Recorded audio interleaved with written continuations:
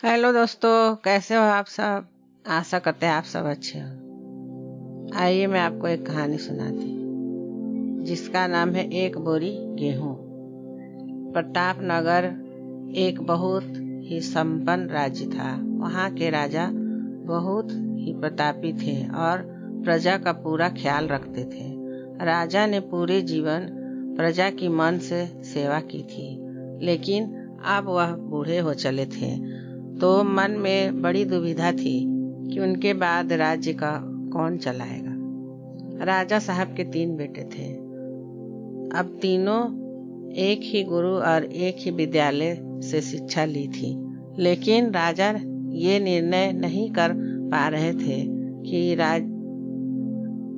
राज्य के लिए सबसे अच्छा उत्तराधिकारी कौन है। अब राजा ने तीनों बेटे को परीक्षा लेने की सोची।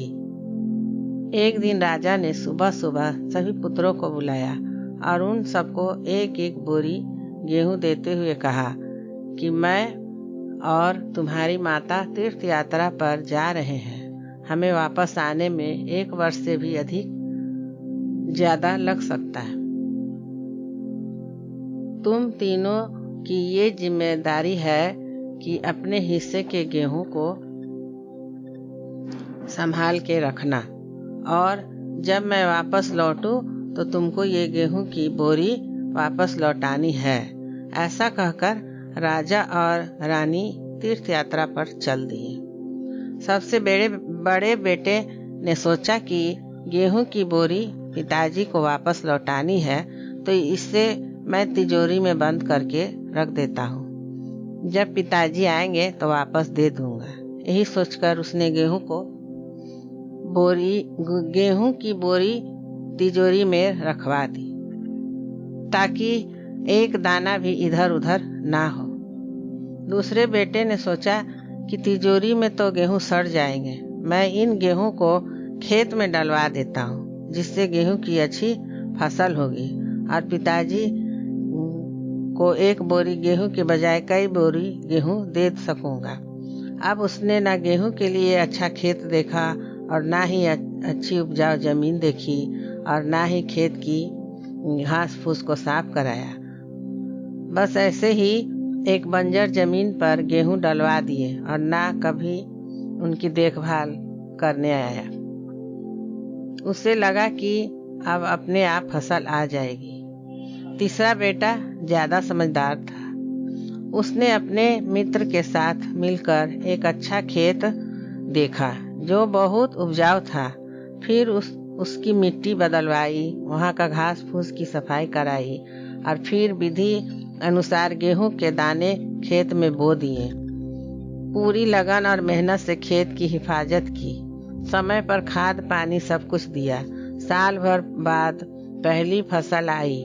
उसने फिर से उसे बोया, फिर और अन्न उपजा। खेत खलिहान लहलहाने लगे। राजा यही कोई 3 वर्ष बाद वापस आया।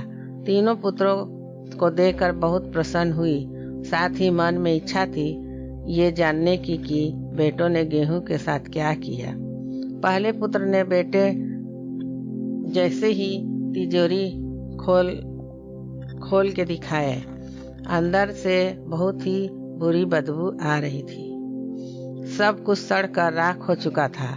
पिता ने कहा, ये अन्न है जिससे हम सबका जीवन चलता है, और तुम इसकी देखभाल नहीं कर पाए, तुम क्या राज संभालोगे। अब दूसरा बेटा पिता को उस जगह पर ले गया जहां उसने गेहूं डलवाया था। वहां जाकर देखा तो जंगल था, बड़ी बड़ी घास फूस खड़ी थी। गेहूं का तो नामो निशान ही नहीं था। राजा बहुत नाराज हुआ और उसे भी राज्य का उत्तराधिकारी बनाने से मना कर दिया। अब तीसरा पुत्र पिता को अपने खेतों पर ले गया। वाह, दूर से ही एक अलग खुशबू आ रही थी। गेहूं की फसल लहलहा रही थी। चारों तरफ हरियाली और जीवन था, और उस खेत से 50 बोरी से भी ज्यादा गेहूं उत्पन्न हो चुका था, और आज भी खेत में फिर से फसल खड़ी थी। राजा का मन देखकर बहुत प्रसन्न हुआ और राजा ने तीसरे बेटे को अपने राज्य का उत्तराधिकारी बनाने का निर्णय लिया। दोस्तों, उस राजा की तरह भगवान ने भी हमें कुछ गेहूं संभाल के रखने को दिए हैं। वो गेहूं है हमारा जीवन, जिसे हम बेकार के कामों में नष्ट कर देते हैं। ईश्वर ने जीवन दिया कि दुनिया का विकास करना, आपने ज्ञान को बढ़ाना और उसे बांटना, लेकिन हम अज्ञानी लोग इस जीवन को सड़ा देते हैं और अंत समय जब ईश्वर पूछता है कि जीवन में क्या किया, तो जवाब में होता है शून्य, कुछ नहीं। अपने मन की जमीन को साफ करिए, उसमें जो घास फूस है वो हटाइए, मन में जो ईर्ष्या गुस्सा और व्यसनों को हटाइए और अच्छाई के बीज बोइए, फिर ईश्वर आपसे बेहद खुश होंगे। धन्यवाद। अगर आपको ये कहानी अच्छी लगे तो कृपया लाइक करें, सब्सक्राइब करें।